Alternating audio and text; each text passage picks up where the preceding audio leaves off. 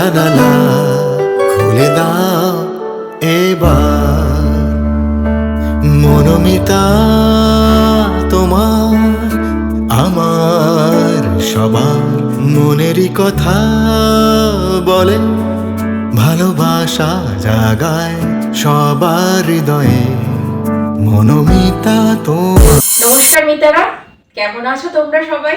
আশা করছি ভালো আছো। আজকের নতুন এপিসোড শুরু করতে যাব। আমাদের নতুন যিনি আজকে এসছেন, আমাদের মিতা, যা স্ট্রাগল স্টোরি আমরা আজকে শুনবো। তিনি আমার পাশেই রয়েছেন, সুনন্দা দি। আর অ্যাজ ইউজুয়াল আমাদের মিতাদের রেমেডি বলার জন্য দিব্যশ্রী তো রয়েছে আমাদের সাথে।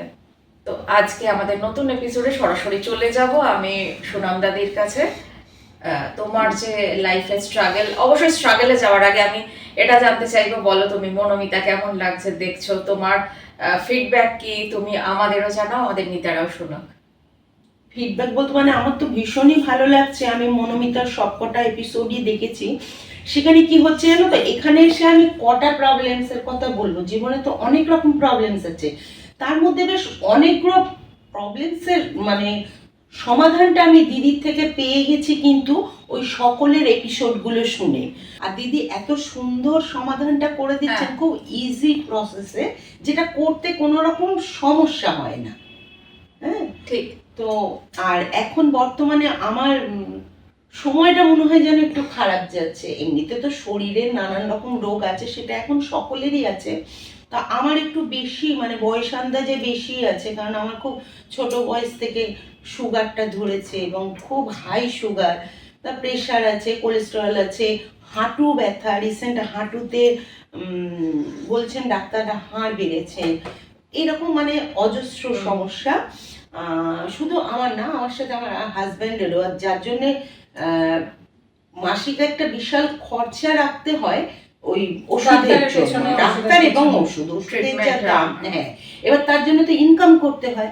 এবার ইনকামের জায়গাটাও দেখছি আর একটু ভালো হলে ভালো হয়। আমি প্রাইভেট টিউশন করি, বাংলা পড়াই এবং গান শেখাই। তো আমি করি, অনেকে টিউশন করি। ইন দ্যাট কেস, যদি কারোর কোনো রিকোয়ারমেন্ট থাকে যে এই সাবজেক্টগুলো তাদের ছেলে বা মেয়েকে তারা কোনো প্রাইভেট টিউটর দিয়ে পড়াতে চায়, সেক্ষেত্রে তারা তোমাকে কন্ট্যাক্ট করতেই পারে। হ্যাঁ, আমি একেবারে ছোট যারা তাদের অল সাবজেক্ট পড়াই, কিন্তু আমি মেনলি বাংলার টিচার। হ্যাঁ, আমি বাংলাটা পড়াই, একদম মাধ্যমিক অবধি বাংলা পড়াই। আর আমি না একসাথে অনেক টিউশন নিই না, আমি ইন্ডিভিজুয়ালি পড়াই, মানে একজন একজন করে বাড়িতে গিয়ে, যাতে কিনা আমি পুরো ধ্যানটা দিয়ে পড়াতে পারি, ভালো কথা, যাতে স্টুডেন্টকে খুব সুন্দর করে তৈরি করতে পারি। বাহ, আমার স্টুডেন্ট, আমার ভাগ্য এই দিক দিয়ে ভালো বলবো যে আমি কিন্তু খুব ভালো ভালো স্টুডেন্ট পেয়েছি। এবারে মাধ্যমিক যারা দিয়েছে তারা কিন্তু বাংলায় 94-95% পেয়েছে। বাহ মিতারা, তাহলে দেখো, যারা হচ্ছে আমাদের সুনন্দাদের স্টুডেন্ট, তারা কিন্তু মাধ্যমিকে 95 অবধিও পেয়েছে, 95%ও পেয়েছে। তো যদি এরকম তোমরা কেউ থেকে থাকো যে তাদের ছেলে মেয়েদের তোমরা ইন্ডিভিজুয়ালি, অনেকে চায় না যে কোচিং ক্লাসে সবার মধ্যে সেইভাবে হয়তো মানে কেয়ার নিয়ে স্যাররা পড়াতে পারেন না, নিতেও পারে না অনেক, এক্স্যাক্টলি, অনেকে নিতেও পারে না। অনেকের দরকার হয় যে ইন্ডিভিজুয়াল কোনো টিউটর থাকলে টেক কেয়ার করে যে পড়াতে পারবে। তো সেটা যদি এরকম তোমাদের কারোর দরকার হয়, তোমরা কিন্তু আমাদের দিদির সাথে কন্ট্যাক্ট করতে পারো। আমাদের এটা যখন টেলিকাস্ট হবে ইউটিউবে, কমেন্ট বক্সে তোমরা যারা যারা ইন্টারেস্টেড বা যারা যারা চাও দিদির কাছ থেকে এরকম প্রাইভেট টিউশন নিতে, তারা কিন্তু জানাবে। সেক্ষেত্রে আমাদের দিদি তোমাদের সাথে কন্ট্যাক্ট করে নেবে। আর আমি গান শেখাই, গানটা তো আমার মেন প্রফেশন। আচ্ছা, তো আমি রবীন্দ্রসঙ্গীত, নজরুল গীতি, ক্লাসিক্যাল, ভাব সঙ্গীত, আবার কেউ কেউ আধুনিক শিখতে চায়, ফোক শিখতে চায়। আর আমি যেহেতু মিউজিক নিয়েই পড়াশোনা করেছি, আমি রবীন্দ্র ভারতী থেকে এমএ করেছি বেঙ্গলি সঙের উপরে, তো আমি সব ধরনের গানই জানি, সুতরাং আমার শেখাতে কোনো রকম প্রবলেম হয় না। তো তাহলে মিতারা কি বলো, আমাদের মনোমিতাতে তো সবসময় সুখ দুঃখের কথা শেয়ার হয়, তো আজকে যখন এরকম একটা ভালো গাইয়েকে আমাদের মনোমিতার এপিসোডে পেয়ে গেছি, তাহলে দুটো লাইন হয়ে যাক, আমরা তাহলে শুনে নি সুনন্দাদির কাছ থেকে।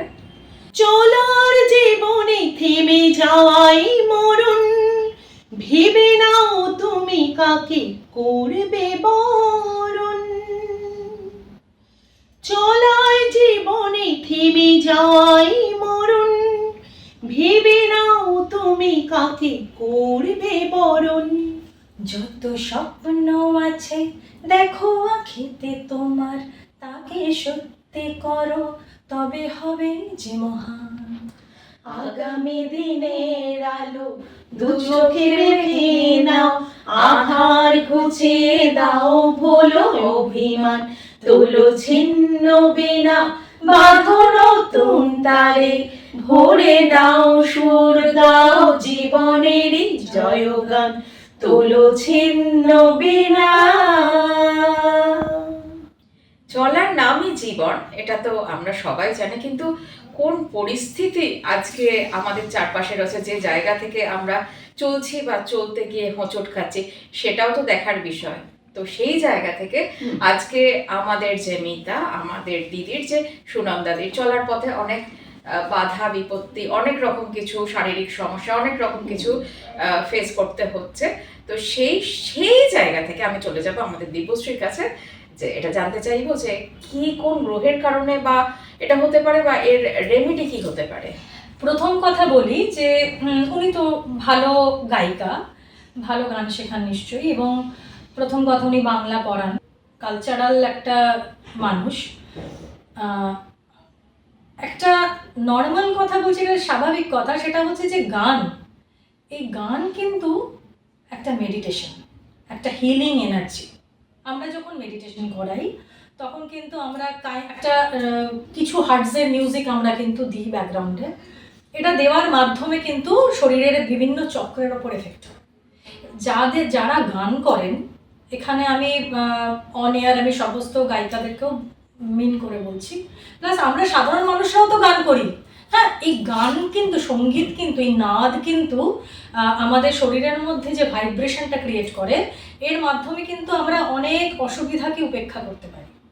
ওনার যে কথাটা উনি বললেন যে উনি চাইছেন কি, ওনার প্রবলেম, আমি ওনার কথা শুনে বুঝলাম দুটো, একটা হচ্ছে হেলথ আর একটা হচ্ছে ওয়েলথ, যেটা কিন্তু সকলেরই সমস্যা, এটা কিন্তু অনেকেরই সমস্যা। উনি যে হেলথের জায়গায় আছেন, এই জায়গা থেকে আমি বলবো ওনার বাড়ির বাস্তুর সাউথ ইস্ট কর্নারে প্রবলেম থাকবে, ওয়েস্ট কর্নারে প্রবলেম থাকবে। যারাই এই সেম প্রবলেম ফেস করছেন তারা বাড়ির সাউথ ইস্ট এবং ওয়েস্টটা একটু কি ঠিক করা সম্ভব কিনা দেখবেন, কোনো বাস্তু কনসাল্টের সাথে কথা বলবেন। আমি আপনাদের ছোট কিছু টিপস দিচ্ছি। গানটা, সঙ্গীতটা চালিয়ে যাবেন। সঙ্গীতটা কিন্তু সকালে ঘুম থেকে উঠে রাত্রিরে ঘুমের আগে একটু করবেন, কারণ এটা মেডিটেশনের কাজ করে। যারা মেডিটেশনে কনসেন্ট্রেট করতে পারছেন না, হ্যাঁ, অথচ সারেগামা জানেন, তার অন্তত সারেগামা পাধানিসা সানিদাবা মাগারেসাটুকুও যদি একটু ভেতর থেকে করেন, প্রত্যেকটা মানে সা বা রে, প্রত্যেকটা জায়গাকে যদি ফিল করে করেন, সেটা কিন্তু আপনাদের ভেতরে কিন্তু অনেক সুন্দর একটা ভাইব্রেশন ক্রিয়েট করবে। এটা 1 নম্বর গেল। 2 নম্বর আমি বলছি একটু কর্পূরের আরতি করা। এবার কর্পূরের আরতিটা যখন করবেন, একটা কর্পূর দানিতে অল্প কর্পূর নেবেন, এটা কিন্তু 2 বার করতে হবে। হ্যাঁ, একটু প্রথম দিকে করুন, দেখবেন অনেক কিছু কন্ট্রোলে চলে আসবে, তখন কিন্তু 1 বার করলেও হবে। আমি সকালের কাজ যেটা বলছি সেটা প্রথম দিকে রেগুলার করবেন, যখন পরিস্থিতি দেখবেন কন্ট্রোলে আসছে, লোকে আপনাদের কম ভুল বুঝছে, কারণ আপনার যা প্রবলেম আমি শুনলাম, আপনাকে মানুষ মিসআন্ডারস্ট্যান্ডিং করে। হ্যাঁ, ইদানিং খুব হচ্ছে, আগে এরকম হতো না, ইদানিংই দেখছি হচ্ছে। কারণ সাউথ ইস্ট আর ওয়েস্ট এই প্রবলেমটা যদি কম্বিনেশনে প্রবলেম থাকে, তাহলে কিন্তু লোকে কিন্তু মিসআন্ডারস্ট্যান্ড করে। মানে ধরুন আপনি একটা নর্মাল কথা বললেন, সেই কথাটাকে অন্যকে অন্যভাবে নিল। মানে একটা কথা তো ফিল দিয়ে বললে কথার মিনিং চেঞ্জ হয়ে যায়। ধরুন আমি কাউকে বললাম যে আমি ওখানে যাব না, সেই কথাটা যখন সে আরেকজনকে বললো, সে বললো, ও বলেছে আমি তো যাবো না। তার মানে কিন্তু জিনিসটার ফিলের মাধ্যমে আমার একটা অন্য বিহেভিয়ার ধরা পড়লো, এটা কিন্তু আমি বলিনি তাকে। তার মানে কি, এই মিসআন্ডারস্ট্যান্ডিংটা কিন্তু এই দুটোর কম্বিনেশন হয়। যত সকালে পারেন একটু উঠুন, উঠে একটা কর্পূর দানিতে নিজেকে আগে একটু ফিল করুন যে আমি একদম পুজো করার জন্য প্রিপেয়ার। ভগবান, তুমি আমার সব নেগেটিভিটি সব নিয়ে নাও, আমি নিজেকে সারেন্ডার করে দিচ্ছি, এবং তুমি যে একটা সুন্দর সকাল দেখাচ্ছ তার জন্য অনেক ধন্যবাদ। এই একটা ফিল নিয়ে আপনি উঠবেন। উঠে কর্পূর দানিতে আগে একটু ফ্রেশ হয়ে নেবেন, তারপর কর্পূর দানিতে অল্প কর্পূর দেবেন। কর্পূর দিয়ে একটা জবা ফুল সেই কর্পূর দানিতে, যখন আগুনটা জ্বলছে যেন আপনি আহুতি করছেন, সেই মতো একটা জবা ফুল দেবেন। দিয়ে সেইটাকে কিন্তু একটু পূর্ব দিক করে এবং বাড়ির মেন এন্ট্রান্সের দিকে, এই দুটো দিকে কিন্তু আপনাকে একটু আরতি করতে হবে। এটা কিন্তু প্রথম দিকে রেগুলার বেসিসে করুন, রেগুলার বেসিসে।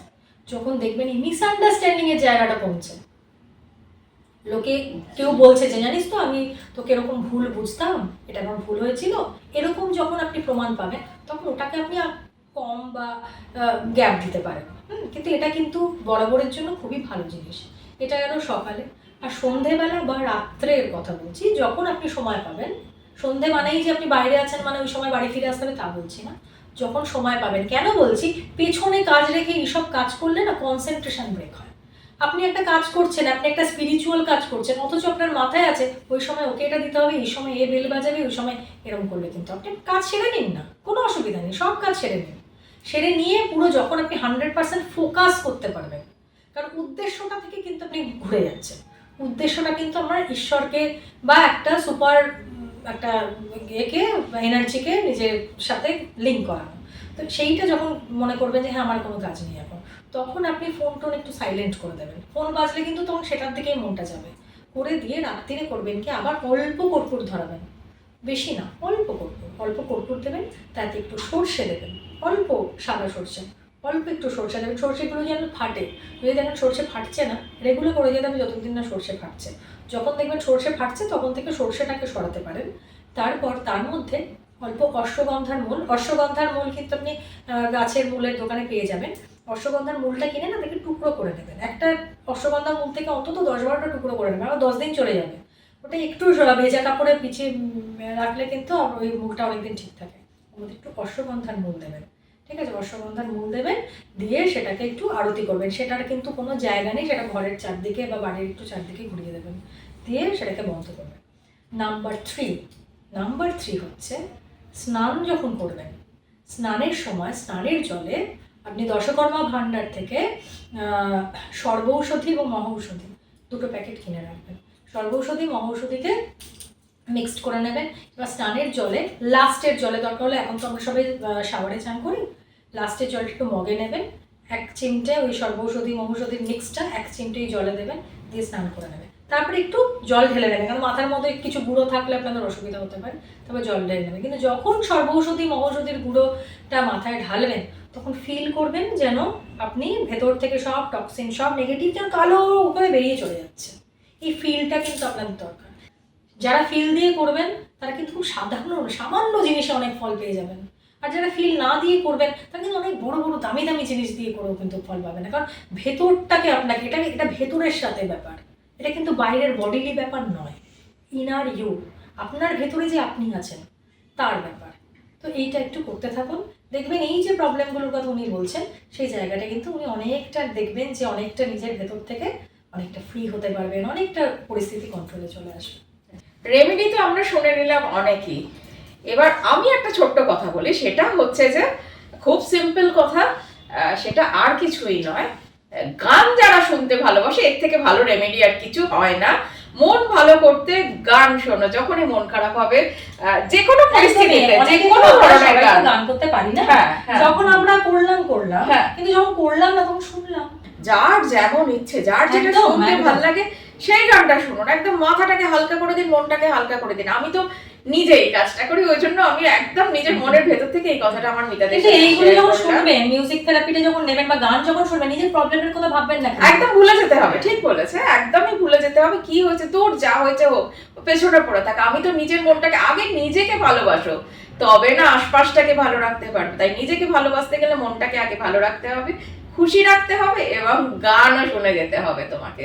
ধন্যবাদ জানাবো সুনন্দা দিকে আজকে আমাদের এই মনোমিতার এপিসোডে আসার জন্য, আমাদের সাথে তোমার স্টোরি শেয়ার করার জন্য, এবং একটা সুন্দর গান, মানে যেটা তুমিও গাইলে, আমরা সবাই তোমার সাথে গলা মেলালাম, সেটা করার জন্য। ধন্যবাদ তো দিয়ে দিলে, প্রশ্নটা করো। অবশ্যই প্রশ্নে আসবো, প্রশ্নের উত্তর না দিলে তোমরা আসবে কি করে মনোমিতাতে, আর উত্তরটা তো সঠিক দিতেই হবে। তো আজকের প্রশ্নে চলে যাই। আজকের প্রশ্ন হচ্ছে, দীপশ্রীটা মূল দিতে বলেছিল যেটা কপুরের সাথে পোড়ানোর জন্য, সেই মূলটার নামটা কি? নামটা লিখে তোমরা পাঠিয়ে দাও, এবং উত্তরটা যেন সঠিক হয় তার জন্য দেখতে হবে মনোমিতার পুরো এপিসোডটা। এবার চলে আসবো গিফট পর্বে। সুনন্দা দিকে গিফট চাও কি চাও না, নাকি বলছো না এমনি তোমাদের সাথে গল্প করলাম, গান করলাম, আড্ডা মারলাম, আমি এমনিই বাড়ি চলে যাচ্ছি, গিফটটা দিতে হবে না আমি সুরঞ্জনা? সত্যি বলছি, আমার এসে ভীষণ ভালো লেগেছে। গিফটটা বড় কথা নয়, তোমাদের এত আন্তরিকতা পেলাম, এত ভালোবাসা পেলাম, আর আমার জীবনে যাতে আরো বেশি উন্নতি করতে পারি তার জন্য দীপশ্রীদি এত সুন্দর করে বোঝালেন বা বললেন। আমি নিশ্চয়ই এটা মাথায় রাখবো এবং পালন করবার চেষ্টা করব। আর সুরঞ্জনা, তুমি এত সুন্দর করে বললে, আর আমার ক্যামেরা করছেন যে দিদি কাকলিদি, সেও ভীষণ সুন্দর করে ক্যামেরা করছেন এবং আমরা যেটা যেটা করব সেটা বুঝিয়ে দিচ্ছেন। তাই তোমাদের সকলকে আমার তরফ থেকে ধন্যবাদ। গিফটটা বড় কথা না, তবে কিছু পেলে তো সকলেরই ভালো লাগে, তাই না? ঠিক আছে, গিফটটা যখন বড় কথা নয় তাহলে টাটা। আমি গিফটের থেকেও আমি মেমেন্টোটা কাছে রাখতে চাই। না, তুমি গিফট চাও না, তাহলে মেমেন্টো কি করে হবে? মেমেন্টো হবে না। আমরা আমাদের স্মৃতি হিসেবে, আমাদের ভালোবাসার প্রতীক হিসেবে নিশ্চয়ই খালি হাতে কাউকে ছাড়ি না। ধাক্কা ডেয়ারির তরফ থেকে এই রিফ্রেশমেন্ট থাকছে সুনন্দাদের জন্য। Thank you. অদ্বিতীয়া বুটিকের তরফ থেকে এই পিওর সিল্কের শাড়িটা থাকছে তোমার জন্য। ভীষণ সুন্দর শাড়ি, খুব ভালো লাগছে। দিব্যশ্রীরা খুব সুন্দর মেমেন্টো দিচ্ছে আমাদের আজকের মিতাকে। Thank you দিব্যশ্রীদি। এই জিনিসটাই না স্মৃতিচিহ্ন হয়ে ঘরে থেকে যাবে, কারণ এটা আমি বলে না, আমার নেক্সট প্রজন্মও কিন্তু দেখতে পাবে। নিশ্চয়ই। হ্যাঁ, খুব ভালো লাগলো আজকের এই এপিসোডটা সুনন্দাদির সাথে করতে পেরে। তো যেতে যেতে বলবো মিতারা, যারা এখনো তোমরা চিন্তা ভাবনা করছো তারা কিন্তু চটজলদি চিন্তা ভাবনা করো এবং চলে এসো মনোমিতাতে। ওয়েলকাম রইলো তোমাদের সবার। ধন্যবাদ। কথা বলেন, ভালোবাসা জাগায় সবার হৃদয়ে, মনোমি